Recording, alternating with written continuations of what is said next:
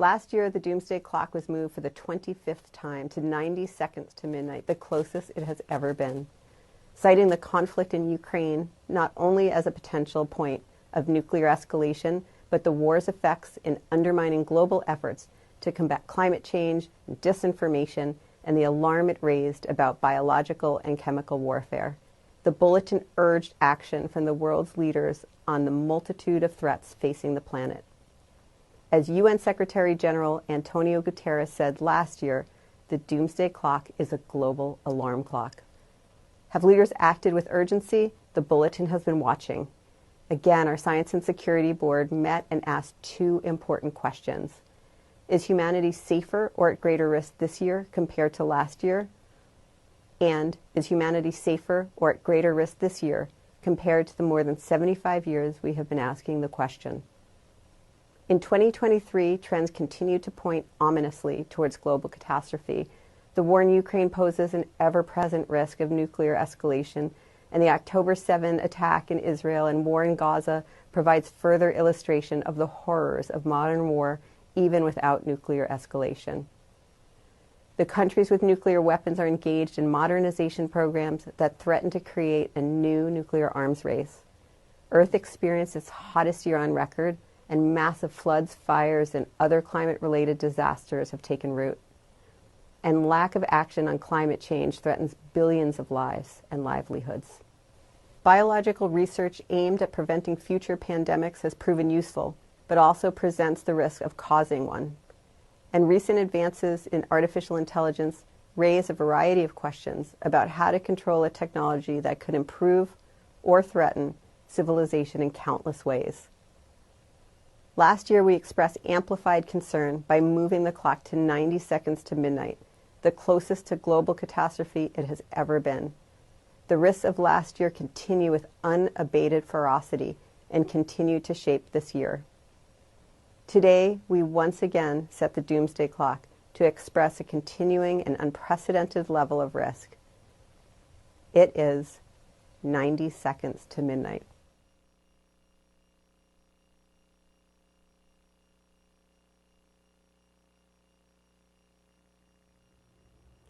Hello, I'm Rachel Bronson, President and CEO of the Bulletin of the Atomic Scientists. Today I'm joined by members of the Bulletin Science and Security Board, those who helped set the Doomsday Clock. Our goal is to provide some insight into why we have set the clock at 90 seconds to midnight. And if you'd like to know more, we've released a statement today that goes into greater depth and can be found at our website at thebulletin.org. After our brief discussion, we will be turning to renowned science educator Bill Nye and UChicago professor Daniel Holtz, the chair of the Bulletin Science and Security Board. But before we do that, I'm joined today by Asha George, Executive Director of the Bipartisan Commission on Biodefense, Princeton Professor Alex Glaser, and Stanford Senior Researcher Herb Lin. Joining us from India is Professor Ambush Sagar, who helps lead the Indian Institute for Technology in Delhi. So let's dive in. Alex, there are two key messages in our statement, and they are, one, that 90 seconds to midnight is profoundly unstable and must not engender complacency, and two, the advancement of technology is quickening and outpacing our ability to govern them. But let's pull back the curtain for our audience today and talk through why we've said it. So Alex, can you summarize the highlights, or I guess the lowlights, of the current nuclear landscape? Thank you, Rachel. When we set the clock last year, there were major concerns that nuclear weapons could be used in Ukraine. And today's clock setting was still overshadowed by the war in Ukraine, but also the war in Gaza, which has caused enormous human suffering and could lead to a broader conflict in the region involving several nuclear weapon states and regional powers. So it's really against this backdrop that we're facing a crisis in nuclear arms control, and I could go into great detail, but let me highlight perhaps just two aspects. First is that traditional nuclear arms control really has come to an end for now. Russia withdrew or suspended the New START Treaty, withdrew its ratification from the Comprehensive Nuclear Test Ban Treaty, which the United States, of course, never ratified to begin with. But perhaps more importantly, that's the second point. Many weapon states are currently pursuing extensive modernization and expansion programs that will really, for the first time since the end of the Cold War, and essentially providing the infrastructure that could last until 2100. China is increasing its nuclear arsenal, now standing at 500 nuclear weapons. And for the first time, at least in my adult life, there's now talk in Washington that the US nuclear arsenal will have to increase also in order to match the arsenals of Russia and China combined. So in many ways, we're setting ourselves up for a three-way arms race, which is unprecedented and quite concerning. So the picture is quite bleak on the nuclear side this year. Yeah, there's a lot that we'll come back to. Ambuj, I'd like to go to you now. Maybe you can set the scene for us on climate, which has had a tough year as well. Sure, happy to do so. On climate, the story has really been a mixed story. There's been a fair amount of bad news for sure, but there's also some good news.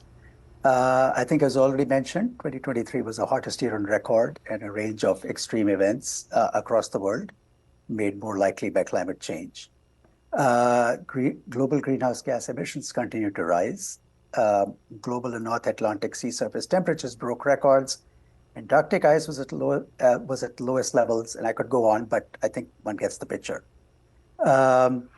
I do want to note that not everyone is obviously affected equally by this, and maybe we'll talk about this a little bit later. Also, unfortunately, the policies and pledges in place to address climate change do not allow us, at least as of now, to meet the Paris Climate Agreement goals. Having said that, there is some good news. We are moving in the right direction, even if not as fast as one would like. Renewables are dominating new energy deployment. Last year, there was $1.7 trillion invested in clean energy. At the climate COP in Dubai a few months ago, 2 months ago, 120 countries representing a significant fraction of the world's GDP, half of the world's GDP, agreed to triple the renewable energy deployment by 2030 and double energy efficiency. All good news, moving in the right direction. The International Energy Agency believes that fossil fuels will peak by 2030. So on balance, as I said earlier, we're moving in the right direction, but not as fast or as deeply as one would like. Right, thank you. Thank you. And Herb, this past year, artificial intelligence was really kind of on the table in new disruptive technologies. We spent some time really talking through it in our deliberations. Do you want to kind of set the landscape for how we should be thinking about new disruptive technologies, maybe with a frame around AI? Sure. We debated whether AI was going to be an existential threat to humanity. It turns out there is debate about that, large amount of debate in the community, even among experts. Regardless of whether you believe that it is or is not going to be an existential threat, it's clear that it's a disruptive technology, and it's going to, it has disrupted many segments of society already. AI has lots of potential for magnifying corruption in the information environment and making the disinformation problem worse. And that's really bad because the threat multiplier effect means that we're not going to be able to solve other hard problems like nuclear war and climate change. And so that's really tough. That makes solving those problems much harder. And we talked about the question about AI and is it going to pose an existential threat. I have to note that any physical threat to existence from AI has to come because somebody chose to hook AI up to the physical world. It's some physical system. And it's true, like that if you make a bad human choice, like connecting ChatGPT to the nuclear launch system or something like that, yes, that's an existential threat, but that's a nuclear threat. That's not an AI threat. And Asha, I wanted you to follow her because I know we talk in the biosecurity, even biosafety, but the biosecurity space, there's a lot of thinking about its connection with AI in addition to how it affects the current landscape as well. So do you want to help broaden that out? Sure. Well, one thing I want to say is because of what happened last year and the discussions that started to occur, there's this sense that AI just suddenly popped up. But it didn't. You know, we've had a pretty long tail on this one, and we've seen it improve and improve and improve, which it's supposed to do. It's AI, it's supposed to. But last year we heard more discussion about AI and its application in terms of genetic engineering, but also in terms of developing biological weapons, posing questions that would allow a person without a whole lot of technical expertise to obtain biological agents, put together a biological weapon, and and so forth. And there are also the applications to facilities. As Herb said, you can hook GPT up to something and make those two systems work together. Now suddenly you can access a facility or figure out how a facility works too, and that has pretty big implications for laboratory biosafety and biosecurity.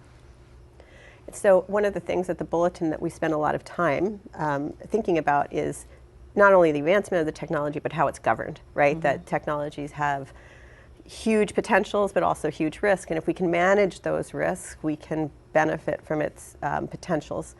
There's actually been some pretty interesting governance efforts. Herb, I'm going to come back to you, particularly that's worth noting. Again, probably not fast enough, but in the AI space that would have been surprising to us a year ago. Well, it's true.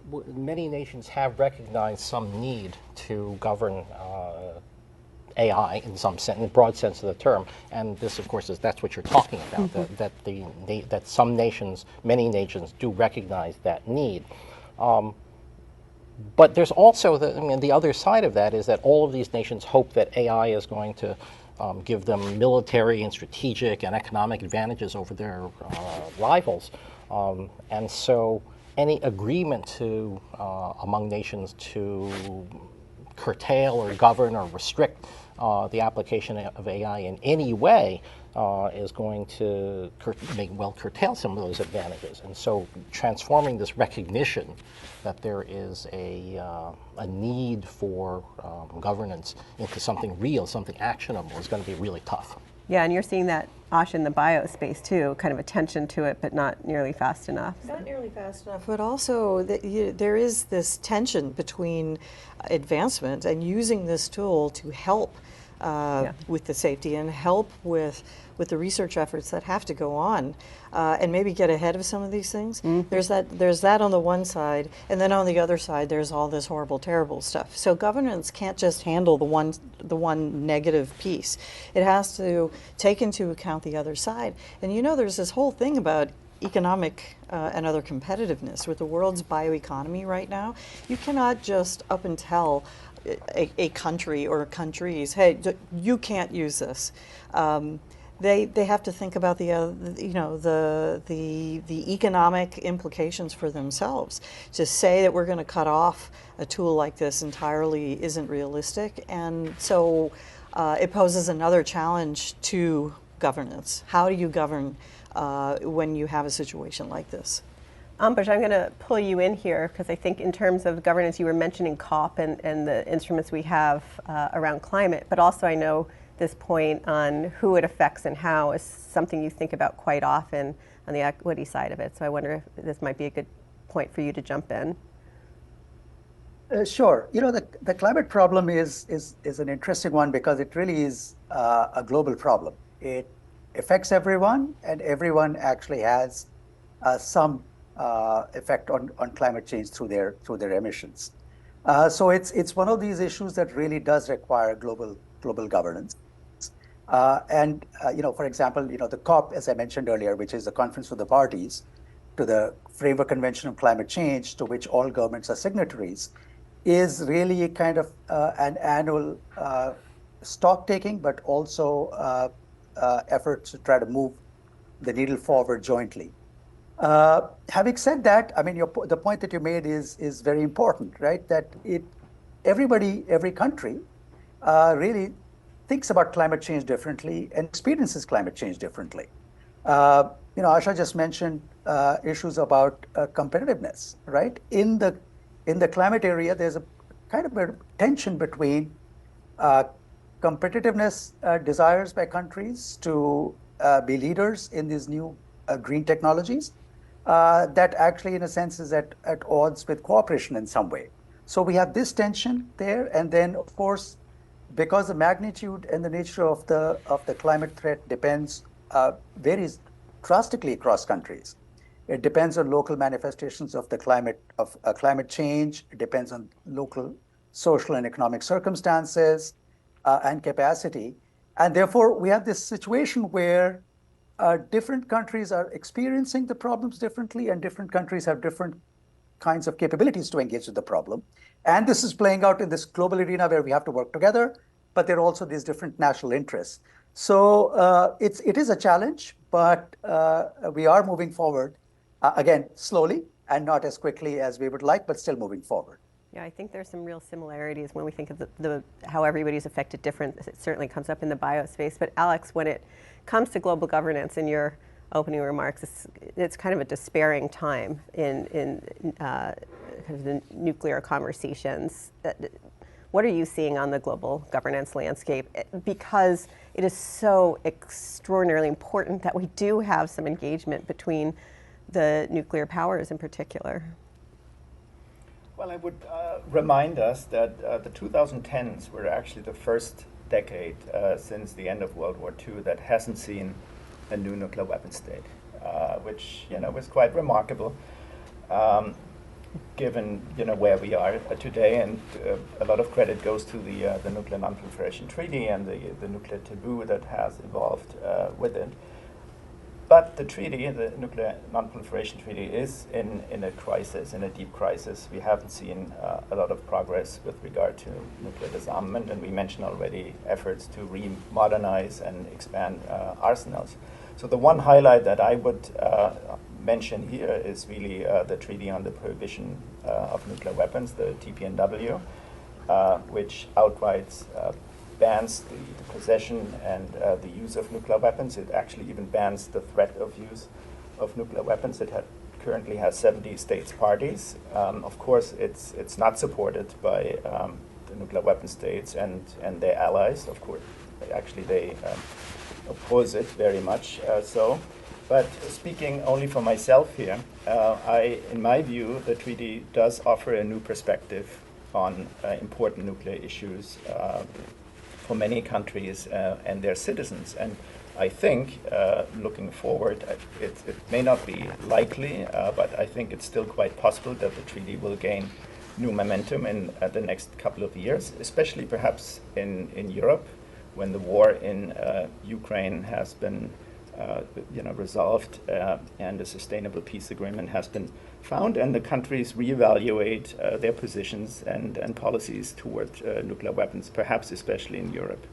So a question at the Bulletin we always get is, well, what can individuals do? What can people do? How to get engaged? And it's very difficult because these are huge global issues. And just a couple years ago when we had Hank Green on, he said, no one individual can solve all these problems, but we can't solve any of them without individuals. So maybe very quickly in our last few minutes before we move over to Daniel Holtz and Bill Nye, Alex, I'm going to come to you. Why don't you start us on, is the TPNW a place that people can get engaged, or is there other ways that people can try to keep pressure on their leaders to create a safer future for us?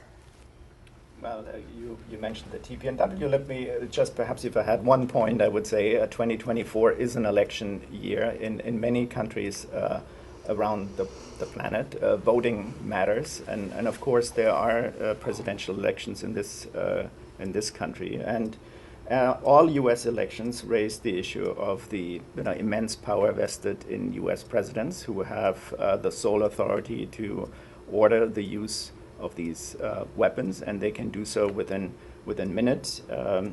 This has always been, in our view, a very dangerous arrangement. And now I firmly believe that the risks of blundering into a nuclear war, given that we can launch them so quickly, are much, much higher than the risks of a surprise nuclear attack, a bolt out of the blue. So I firmly believe, and many on the board do so as well, that we need changes in these postures, launch on warning, first use, etc. And we hope that these conversations could at least be part of the conversations that we're going to have around the U.S. elections, later this year. And then Herb, thank you, Alex. Herb, to you, with so much of this in the private sector, presumably on a lot of this tech, there's other avenues for individuals to help make a difference? Well, I think that the fact that the private sector holds so much influence and power over the deployment of these technologies, AI, for example, space technologies, for example, they have a huge amount of influence. And I think that the first thing people ought to do is to understand that these private sector actors don't necessarily act in the national or international interest. They act to serve their own goals, the goals of profit, the goals of their CEO or what have you. And I would urge people to think about how one can govern private sector actors, especially in democracies, which is not an easy task. Asha, I think that you struggle with that as well, or think about that, but what about in the biospace in terms of if individuals are watching, how can they pay attention to this, how can they get engaged? Well, look, I think everybody, individuals all the way up to the highest levels of government and our international organizations, I think we need to pay much more attention to what's going on with bio. We should not, any of us, be in a position where we're waking up one day and we're suddenly surprised that some disease started in some country and has made it to our borders. We all know that disease doesn't know any borders anyway. We can maintain some awareness, we can maintain some preparedness, we can do some things about our own health, we can care about what's going on in other countries. But I also think we should be maintaining some awareness of what's going on with weapons threats, what's going on with the laboratory down the street. These are all things that we can know about, and we can be speaking to our elected and other appointed officials. And Alex talked about the presidency, and the presidency is huge and humongous. But our country and many countries also have something called Congress. And while kind of depends on the country, how we elect a Congress or how we elect the president might or might not depend on an individual's vote. Individual votes do count for who gets into Congress. We should be paying attention to what their platforms are and what their approach is. I think we've gone way too long sort of ignoring bio and putting it off to the side under nuclear, under climate change, under other disruptive technologies. We can do this. We're educated people all throughout the world. Let's pay attention. Ambush, I'm going to give you the last word before we move on, but why don't you talk a bit about how individuals can engage on climate? There seems to be a little bit more space maybe there, and especially sitting in India, what are you seeing?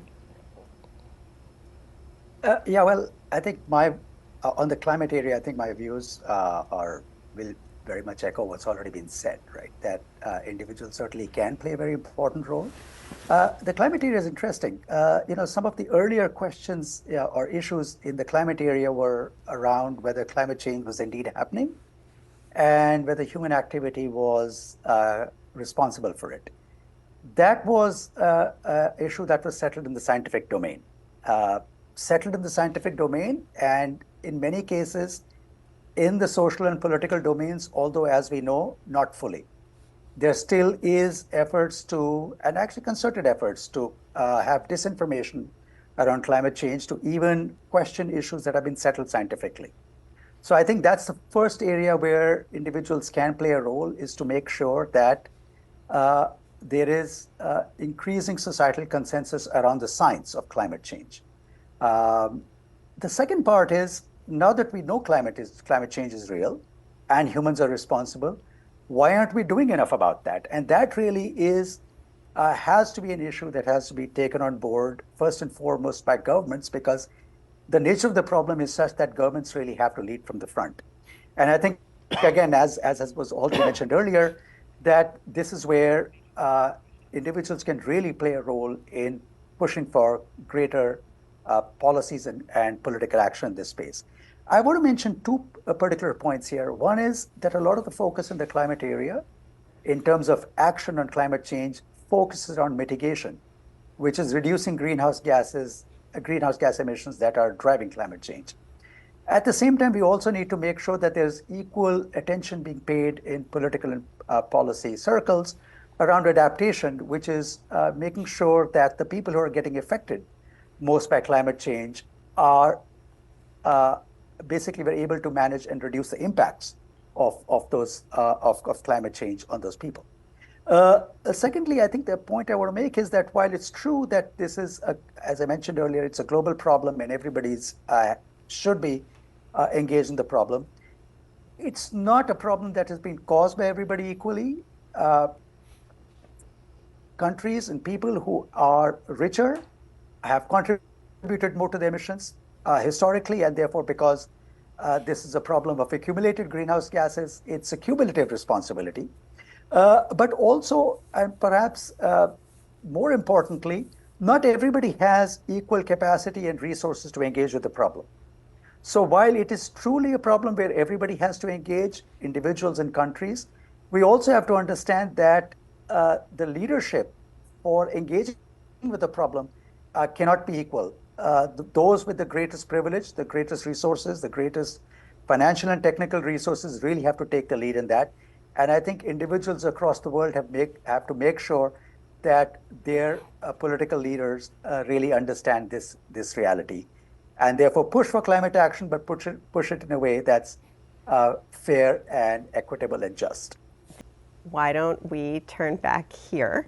And I think that if we don't fix that shortly, we're going to say goodbye to our audience. So thank you for that, but let's see if we can get it fixed beforehand. Alex, I think I'm going to come back to you one more time. I know we went pretty quickly through some of the changing nuclear realities, and I just want to give you a little bit more time to maybe talk through a little bit on the landscape. We've been hearing about North Korea and things that are happening there. We still continue to watch developments in Iran. Is there anything that maybe we can add in? And then if we're not able to fix the technical difficulties, I think then we'll probably close out with that.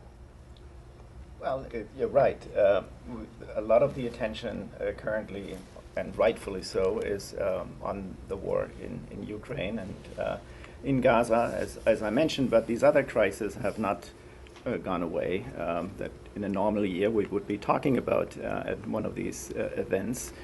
North Korea is essentially proceeding with its nuclear program. The Bulletin just ran an article earlier this week, including by a Sikh hacker, arguing that North Korea might actually be preparing for war, which is something that no one really talks about very much. So that is still very much on the table. We've seen reports that North Korea is collaborating with Russia in the war in Ukraine. So everything is connected on that end. Meanwhile, in Iran, very similar story in many ways. The JCPOA, of course, the agreement that was in place and that is no longer working. That is now a sort of thing of the past. Iran is enriching uranium at an unprecedented level, to very high enrichment levels, and it's our understanding that from a technical perspective, if Iran made a decision to pursue a nuclear weapon, it may be just months away from doing so. And again, there's the connection with the war in the Middle East, where Iran at some point may be involved. So these are crises that are looming, and that we haven't talked about very much. But it doesn't mean that they don't exist, not at all. Right, and just because it's a natural segue, Asha, you've been watching these wars and crises, and it gives you a lot of concern in your colleagues about how to think about different biological crises. I know you've thought and talked about that. Could you just share that a bit? Well, I think there are two things. One is many of the same comments that Alex just made could be made about the biological side. The State Department talks about two countries, Russia and North Korea, having active offensive biological weapons programs. It talks about China and Iran also engaging in some activities that could or may not be biological weapons oriented. And we have to assume that there aren't just four countries that are looking at this. So we have that. We have this specter of the use of biological weapons on battlefields in crises. But then you also have the other side of it, where war and public health are inextricably linked. So if you have wars and countries in crisis, their health goes down, the public health goes down, they become more vulnerable, and then we have more diseases, circulating in their own countries and elsewhere. And you can layer on all this other stuff too. Ambuj will has talked about the impact of climate change on disease is particularly worrisome. I mean, yes, it's all global, but in arenas where there's already war going on and crises already going on, it's just a huge complicating factor. Melting of the Arctic and some of the encroachment that we're talking about that contributes to climate change also contributes to diseases coming to the fore that we haven't seen in many, many years. I mean, centuries, and I would imagine in some cases. So we have a really complicated situation that we, in terms of the Biological and Toxin Weapons Convention and some of these other conventions and treaties, just don't really address particularly well, because I think the world tried to leave it behind in 1976. But it's a new day, and there are new weapons. So I think the greatest difficulty, though, is going to be, at least with a nuclear weapon, you can see it. Same thing with chemical. With biological, I don't know that it's going to be quite that obvious. Nobody should be, from a military standpoint, coming forward with a biological weapon that just destroys everybody all at once. You'd actually want to do something lower level. So there's a question. And our ability to attribute things, as we've seen with other diseases, is not great, not here in the United States or throughout the world. That's my perspective, our perspective on biological weapons, and it's something we have to continue to track as we go forward from here. And just because you mentioned attribution, Herb, I know you're one of the loudest voices in our room as we're talking through this about mis and disinformation and our ability, I mean, as attribution and some of these issues become so much more important, the inability to know where to turn, who to look for authoritative information. That's something you've been thinking a lot about, and what that actually means for our ability to solve problems. You want to talk a little bit about in the kind of advancement of those technologies? Well, so artificial intelligence gives you, for example, the idea that you can create deep fakes of images and videos and audio and even text that sounds authentic but isn't. And these deep fakes can be deployed to influence opinion and polarize opinion further and so on. Today it is possible to, I mean, first of all, there are no technological solutions to that. For every deep fake that comes along, yes, you could probably develop a way of, especially with audio and video, you could probably develop a way of detecting that it was fake, but a technological way, but there'll be this interval where you won't have that way of doing it, and so at that point the fakers are going to win. Okay, and then there's going to be another round of that. But the worst problem is often nobody cares about whether or not it's fake at all, and they just take the information because this is friendly to me, it supports my position, and I'll just believe it, and I let it influence my emotions and so on. So what you have to do is you have to learn to care where it's coming from. You have to care whether or not this is really true. And by doing some research and so on, you can find out whether it's checking other sources and so on. But of course, the problem with that is that you have to check sources that you might not otherwise trust. You might have to check, a mainstream media source for that rather than some fringe source. So you have to want to do that, and that's really the biggest problem. So people want to be able to defend themselves against this stuff. first they have to care. If you want to do it, then there are many ways of helping yourself out. But the first, most important thing is that you have to care. Well, on that, we're going to take a short break, and we'll be back momentarily with Daniel Holtz and Bill Nye. Thank you to our guests today, and hold on shortly, and we'll be back to you in a moment. Thank you.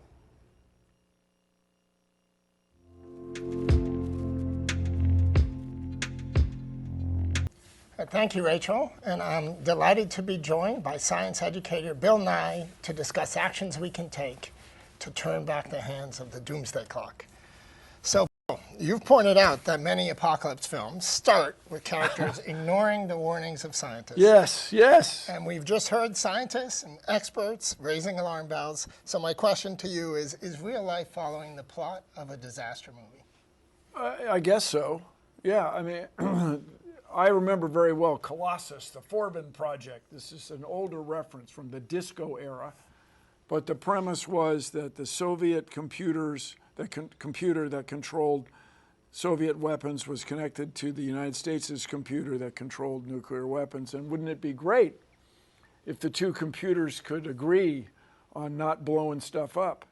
And so, so things went wrong. Things went very wrong.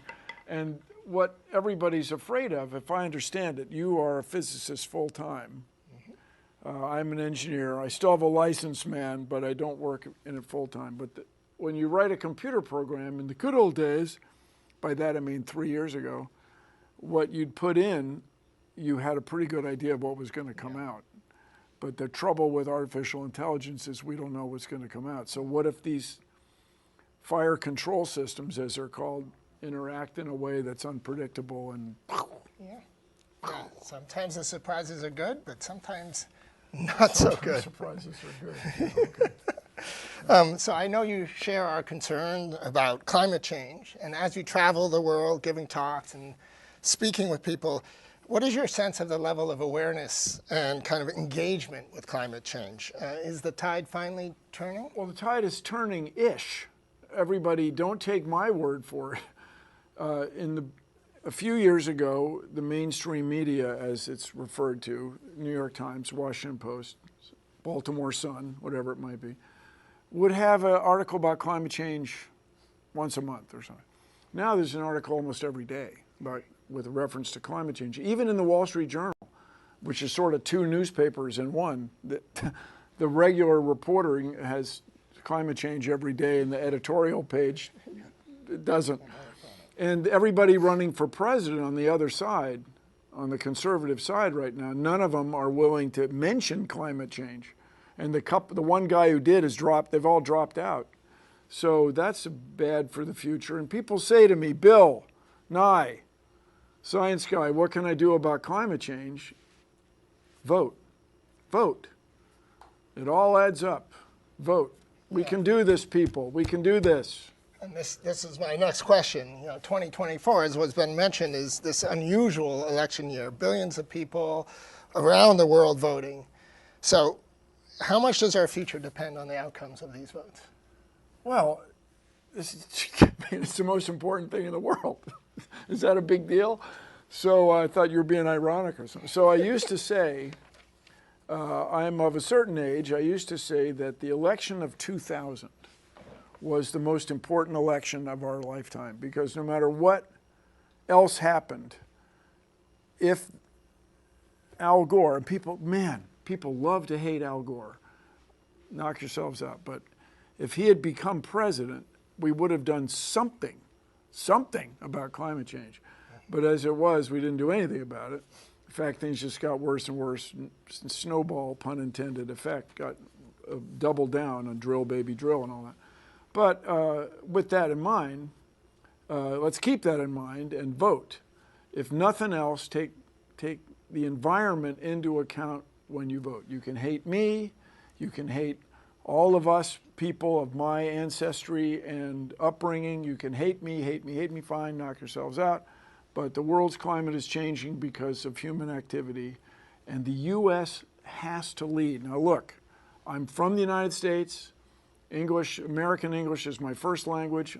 Okay, I got all that. My perspective is skewed or influenced or whatever. But the United States is the world's most influential culture. No matter what else you say about it, it is the world leader in culture. And so we want to export our values as well as whatever else we might sell. And along that line, we want to be the world leaders in renewable energy and fairness. What everybody's running around nowadays, all bent out of shape about diversity, equity, inclusion issues. That's all about being fair. We want it to be fair, inclusive, and we want to change the world. Back to you, Daniel. And all of this impacts all of us, including those of us in the U.S., so we need to be engaged. And so kind of along those lines, we've heard, about all these threats to civilization, nuclear and bio, climate change. Well, the biological threat is a real deal, man. Yeah, pandemics. I mean, there are lots of things to worry about. So my question is, how do we raise the alarm? How do we convey this kind of sense of urgency without making people despondent? And, and part of that is, how do you keep up your sense of optimism? Doomism, so-called, right? Yeah. Where it's all so bad, there's nothing we can do, and so on. Yeah. You guys, you've got to be optimistic, or you're not going to get anything done. Here in the U.S., it's a big deal this time of year with these football teams going at it, U.S. football. Nobody who plays on either team thinks they're going to lose. Like, that's not how this works, man. By the time you get to that level, you believe that you can beat the other team. Not easily. You have tremendous respect for the other team. You're concerned about the other team, but you know in your heart that you're going to be able to prevail. You guys, we can do this. Come on, we can solve these problems. We can address these problems. And I strongly believe, as I mentioned a moment ago, it starts with voting. And if you're too young to vote out there, make sure that the grown-ups in your world vote. And just please take the environment into account. The environment includes climate change, human-induced, all this carbon dioxide and methane into the atmosphere, biological threats, and this accidental incorporation of all these crazy weapons, which just happened with people disagreeing for a few decades. Yeah, so vote, talk to your friends, talk to your family. The other thing we could do, Daniel, he started it, don't come running to me. The other thing we could do about climate change and biological threats and so on is talk about it.